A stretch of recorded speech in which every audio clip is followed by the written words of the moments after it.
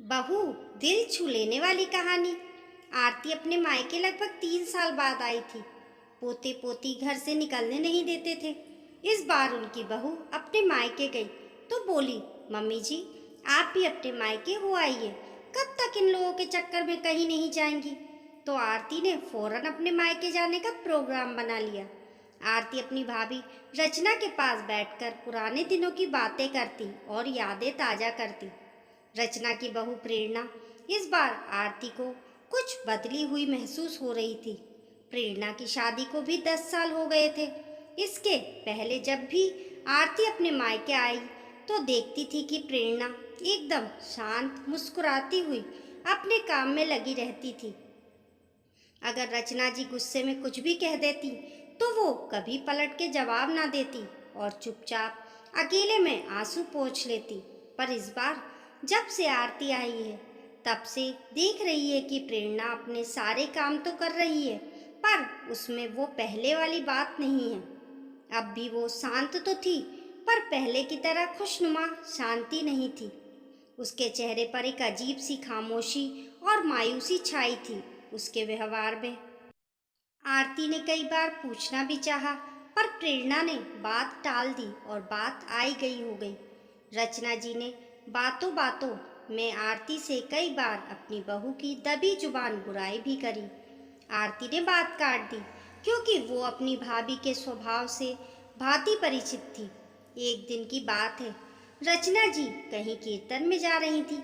उन्होंने आरती को भी अपने साथ चलने के लिए बोला, पर आरती जी ने सर दर्द की वजह से जाने को मना कर दिया।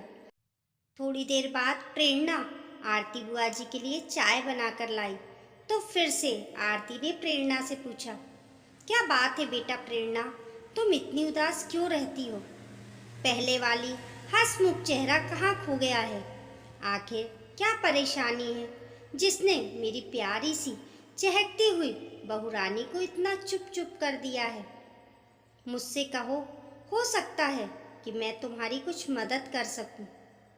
बुआ जी के मुंह से स्नेह युक्त वाणी सुनकर प्रेरणा अपनी दबी हुई भावनाओं पर नियंत्रण ना कर सकी और इसके आंखों से आंसुओं की धारा बह निकली। आरती जी ने बड़ी मुश्किल से ढंढास बंधाया और शांत कराया। प्रेरणा सिसकते हुए और हिचकियां लेते हुए बोली, बुआ जी, इस घर में मैंने आज सबको अपना मानते हुए और अपनी जुबान पर ताला लगाकर अपने सारे फर्ज निभाए, पर आज इतने सालों बाद भी मुझे किसी ने अपना नहीं माना। मम्मी जी गुस्से में मुझे क्या कुछ बोल जाती, पर कभी भी मैंने पलटकर जवाब नहीं दिया।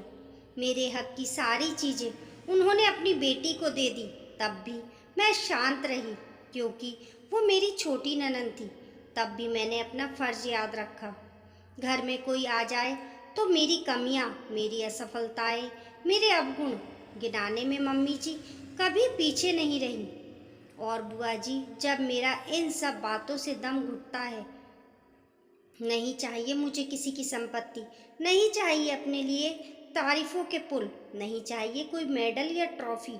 मुझे चाहिए तो बस अपने हिस्से का 2 पल का सुकून, जो अब चुप रहने में ही मिलता है। अब बस सारा काम कर लेती हूँ और किसी से कुछ फालतू बात नहीं करती, ना किसी से ज़्यादा मतलब रखती हूँ। आरती जी समझ गई और बोली, तुम परेशान ना हो बेटा, मैं भाभी से बात करूँगी और कोशिश करूँगी कि घर के हालात और ना बिगड़ें। जाओ, तुम थोड़ी देर आराम कर लो। रात के खाने के बाद आरती रचना जी से बोली, चलो भाभी, थोड़ा टहलने चलते हैं।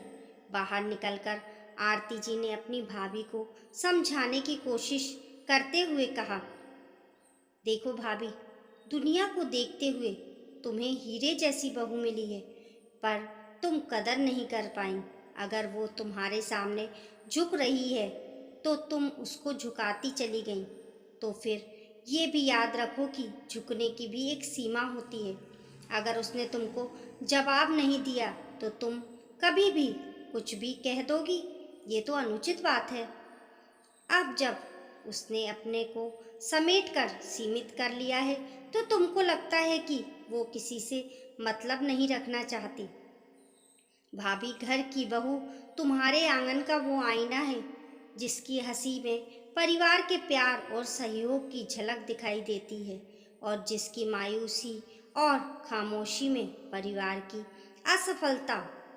मैंने अपनी बहू के साथ भी ऐसा ही स्नेहयुक्त रिश्ता बनाकर रखा है कि हम दोनों एक दूसरे के बिना अधूरा महसूस करते हैं। सास बहू तो एक दूसरे की पूरक होनी चाहिए, ना प्रतिद्वंदी।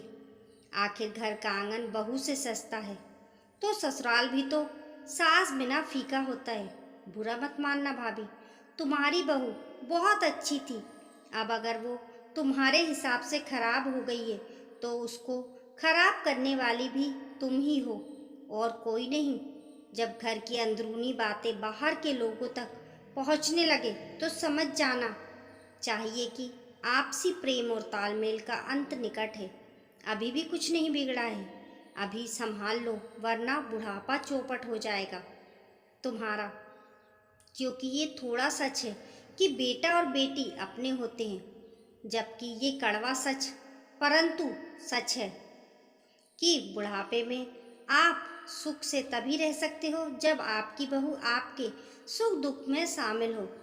अपनी ननद की बातें सुनकर रचना जी निरुत्तर हो गईं और बीते कई सालों की बातें सोचने पर विवश हो गईं। अगली सुबह जब प्रेरणा रसोई में चाय बनाने पहुंची तो देखा कि रचना जी 3 कपों में चाय छानकर बालकनी में ले जा रही हैं और प्रेरणा से बोली, आजा बेटा चाय पी ले, मैंने अपने और बुआ जी के साथ ही तेरी भी चाय छान ली है, बाकी सब लोग जब उठेंगे तब पी लेंगे। आज अपनी सासू माँ के मुंह से बेटा सुनकर मानो प्रेरणा को लगा जैसे आज की सुबह में अलग ही अनुभूति है। उसने आंखों ही आंखों में बुआ जी को हृदय से आभार प्रकट किया। आपकी इस बारे में क्या राय है कमेंट करके ज़रूर बताइए और पसंद आने पर लाइक और शेयर करें। ऐसी ही अच्छी अच्छी कहानियों के लिए चैनल को सब्सक्राइब करना ना भूलें। मिलते हैं फिर एक नई कहानी के साथ, तब तक के लिए नमस्कार।